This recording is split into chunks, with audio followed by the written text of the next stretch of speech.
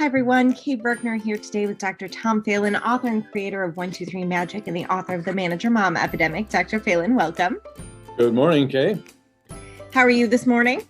I'm doing pretty good. A little more of a spring-like day. I think winter's over. That's very optimistic of you. Yes, well, it seems like things are still covered in ice here, so I hope that everyone who is joining us is having a safe experience with the winter weather, whatever that looks like for you.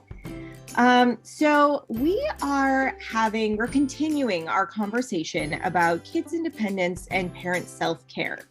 And last week, we really focused on kids' independence. And Dr. Phelan, I was hoping you might kick us off by sort of sharing what some of the benefits of kids being more independent are. Well, the first benefit is to the kids. It's good to learn how to be a self-starter early in life and to take responsibility for yourself. One of the second things is it's a lot less burdensome on the parents if the kids are self-starters and are independent. And as I mentioned last time, it's something that we don't prioritize in our society at all. We are teaching kids to respond to parental commands, not to self-start. And I don't think that's what we should be doing. Terrific. Yeah. And kids, they just feel better about themselves when they're more independent, right? Because children start from a very young age wanting to assert their independence. So as parents, I think one of the things that we can do is kind of help guide them into independent activities that are safe, that sort of are useful for the whole family, and that teach those kids life skills that they're going to need as they get older. It's definitely true. And one of the basic rules of psychology is that the little kids want very much to do what the big people are doing. And one of the earliest examples that you see is your kids learning to walk. You don't tell them to get up and start practicing. They practice on their own.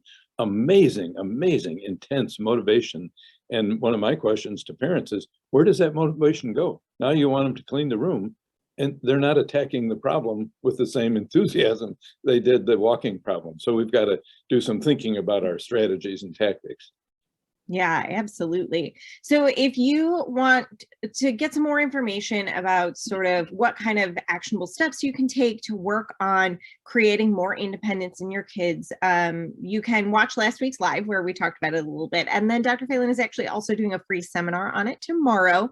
So make sure that you check the Facebook page for the link. Also get signed up for our email list over at 123magic.com. We'll be sending out the registration link and information for that event. So this week, we wanted to spend a little bit more time talking about parent self-care.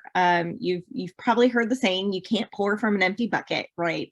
And the last couple years in particular, with everything that's been going on in the world, a lot of parents' buckets are really just kind of bone dry at this point. So Dr. Phelan has put together this really great, quick 5-question sort of quiz, if you will, to help you figure out where you're at right now in terms of how you're doing at making time to take care of yourself.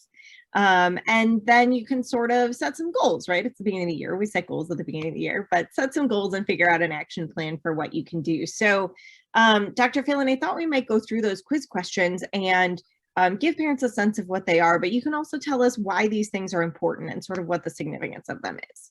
Okay. So question number 1, do you spend more than 5 hours a week enjoying an activity either alone or with your friends, but with no family members? That sounds almost sacrilegious, doesn't it?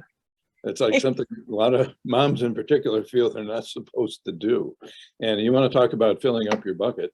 One of the best things you can do is be away from the family, either alone or with a good friend, and not overdose. One of the problems of COVID is overdosing on family. So this is an antidote to that. And it's really, really important.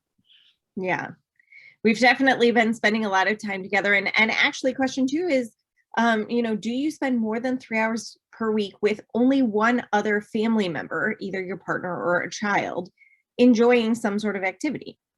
Yeah, and this is a variation on the first. So what we're doing, what I'm saying, which is also not a nice thing to say, is that whole family fun can be dangerous. And if we overdose on it, it's very stressful. And one of the things that's stressful about whole family fun is multiple agendas. And the second thing is sibling rivalry.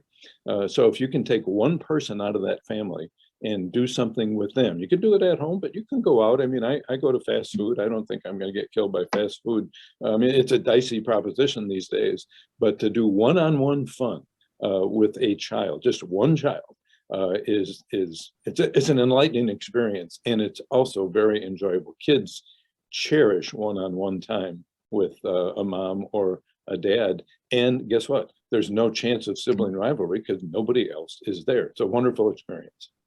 Absolutely. In my house, we call that the divide and conquer strategy. We'll split the kids up and each take one or take a like aged group and kind of do some activities there. And it's typically a lot calmer because you've got two people that you're trying to find a common activity instead of 3, 4, 5, 6, however many people are in your family. And like you said, kids really appreciate being able to kind of have your undivided attention. Yep. So then question 3 is, do you spend less than 12 hours per week engaged in primary childcare, which is you're directly supervising or taking care of a child, or household tasks like cleaning, laundry, cooking, kitchen cleanup, shopping, etc.? Yeah. Well, I imagine a lot of people, when they hear that 12 hours a week, are going to start screaming at me and saying, that's totally impossible for anybody. And one of the biggest things there, the household tasks a week can run into, 8, 10 hours. But one of the biggest problems here is the age of the children. When your kids are under age 6, your primary childcare is going to be about 18 hours a week for a mom. If they're over age 6, it goes down to about 9 hours a week. I'm talking about for the moms here. And so the 12 could be 20, if you know what I'm saying. But you want to have something that indicates that you're not doing 40 hours a week in your job outside the home, and then 30 to 35 hours a week at home doing household tasks like cleaning, cooking, cleaning up the kitchen, shopping, and primary and secondary childcare, and so on. So it's something you really need to take a long, hard look at. Absolutely. So then question 4 is more of sort of a mindset or mentality question. And that is, do you rarely worry about either being a good parent or about getting everything done? Yeah. Now I can hear people screaming at me again on this one because it's typical. Moms, in a lot of ways, and I hear this from a lot of moms. They'll say, "Dr. Phelan, I'm a guilt freak. I have high standards. If I really think about it, I'm very competitive. I want to be the best mom that I can be. And so I do worry about it. At 3 o'clock in the morning, I wake up and I start worrying, am I doing things the way I should? Am I the kind of mom that I want to be? And a lot of that is circular obsessive worry that doesn't generate any new behavior or anything really constructive. So what we want to do is get that worry one way or another. We want to get that worry down to where you think, I'm doing okay. I'm a good mom. I'm not perfect, but I'm doing a good job. Absolutely. So then question number 5 is, do you have a stress management or relaxation technique or method that you use successfully and consistently? Yeah, how about that for a question? There's one psychology expert that I know who says, in our society, we have accelerators, but we have no brakes. And he's talking about from an emotional perspective. You live in a culture, especially a screen-oriented culture, that is geared toward emotional over-arousal. And that means getting you excited. And what does that mean? It means stress, but more specifically, anger, anxiety, depression, and guilt. We overdose on that stuff, and we live in a society that makes money stimulating those feelings in us. And so what's your brake pedal? How do you slow yourself down during the day? Because this is cumulative and it gets worse as the day goes on, although it can be very bad in the morning for a lot of people. So how do you slow down? And of course, implied in that question is that a lot of people have no brake pedal. They have 2 brake pedals. Maybe one is a glass of wine and maybe the other is going to sleep. And that's about it. Well, we need brake pedals during the day as well. Absolutely. And I think, I've seen a lot of articles and social media memes lately really pushing back on the idea that self-care is putting on a face mask or going to the spa or getting a massage. And that's not, I mean, those could be self-care things if that genuinely works for you, but also keeping in mind that your brake pedals, your self-care, they don't need to be things that necessarily feel kind of luxurious or splurgy, right? They could just be taking a few deep breaths during the day, whether that's, practicing some sort of mindfulness, whether it's just making some time for some quiet, could be sitting down to read a book. But the other thing that it could be is taking care of yourself also sometimes involves things that are not necessarily like that we don't necessarily consider fun things, right? If you think about the things that you do to take care of your kids as a parent, you're making sure that their dentist appointments and doctor's appointments are made. Are yours? You're making sure that they have like clothes that fit them and that they enjoy. Do you? Right? And I think we can often forget about the sort of everyday things that could also be considered self-care, that we tend to push off to the side in favor of doing those things for our kids. I think you're right. And I think what you're implying in some of the things that you said is it doesn't have to be fancy and it doesn't have to be expensive. One of the things you should, which I think you also addressed some, is it should be something though in my book that you do several times during the day. Because we get going and we get going faster and faster and faster, and we stay at a high level of emotional overarousal. And it's easy to get locked into that with corresponding physical symptoms such as high blood pressure and so on. So, periodically throughout the day, what are you going to do? And something simple, like you said, and easily accessible. You can do it in your chair. You can do some while you're driving. You got to be careful, but you need something that's regular. Absolutely. So how does all of this relate to kids' independence? Well, the more self-care and kids' independence are sort of reciprocals, or they're complementary. So the more independent your kids are, oftentimes the less you have to do and the less you have to worry about. And I'll give you an example. I think I said this last week. Do you have a 14-year-old, and at dinner time at night on a school night, you say to that 14-year-old, do you have any homework? All right. This is an example of something that should not be happening. That child is capable of remembering and doing their homework on their own. Now imagine that you know that they are independent and they will do it on their own. That's one thing less that you have to worry about. So in terms of your self-care, well, you're taking care of yourself by helping your kid achieve that independence and not worrying about it. And there's a whole list of stuff that falls under the category of primary childcare that should not be primary childcare for kids over about age 8 or 9.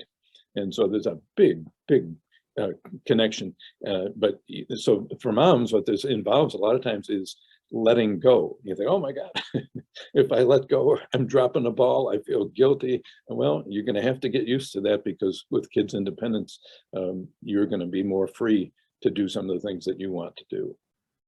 Absolutely. And, I, of course, have the benefit of basically having weekly coaching with you. So, I think a great example of this is in my house in the morning. So this morning, my 13-year-old stepson and my 7-year-old daughter, I'd already dropped my 4-year-old off at daycare. And my 15-year-old was up and walking to the bus stop this morning. But so the two of them, I have worked with them so that my 7-year-old, she is making her own lunch and she's getting her food out for breakfast and she's making sure she has everything ready to go to school. And my 13-year-old gets himself up and out of bed and takes a shower, gets dressed, gets his lunch ready for school. And because they are doing those things, I have time in the morning to make a cup of coffee, pour it, and just take a moment to stand like at the back door and look out over the icy tundra that is our backyard right now. But just to kind of have a moment of quiet with a beverage that I really enjoy in the morning. And that is sort of like a little pool of calm. And it only takes 2 or 3 minutes, but because I'm not rushing around trying to get them to do things, because we've worked with them to make sure that they can do the things on their own, that does create that little bit of space to sort of to start the day in a way that's a little bit slower and a little bit, hitting the brake at that point, as you say. And that's a perfect example, because you're the mental, or some people call the emotional labor about worrying about, are they going to do it? You know they're going to do it because you've trained them and they're on their own now doing that. And that means you can savor the experience instead of seeing your kids as a list of problems to be solved every day. So it's a wonderful example. Yeah, absolutely. I love it when I can become their helper in something instead of them being my helper. So for instance, my 7-year-old is doing her lunch. If she wants apple slices, at this point, I still cut the apple, right? Because it's a sharp knife and we want to be safe. But she'll say to me, could you cut me some apple slices? So now I'm her assistant, and that's great. That's turning the thing on its head. That's what we need to do. Yeah, absolutely. So terrific. Well, this has been so great, Dr. Phelan. Thank you so much. If you do want to go deeper into the topic of kind of self-care for parents and how you can really get to a place where you're able to build those breaks into your day and work with your kids to become more independent, Dr. Phelan is doing a free seminar on kids independence tomorrow, and then one on self-care for parents the following week. So head on over to 123magic.com, get signed up for the newsletter so you get those event alerts. And thank you so much for joining us. We'll talk to you soon. See you then. All right. Great. Stop our recording.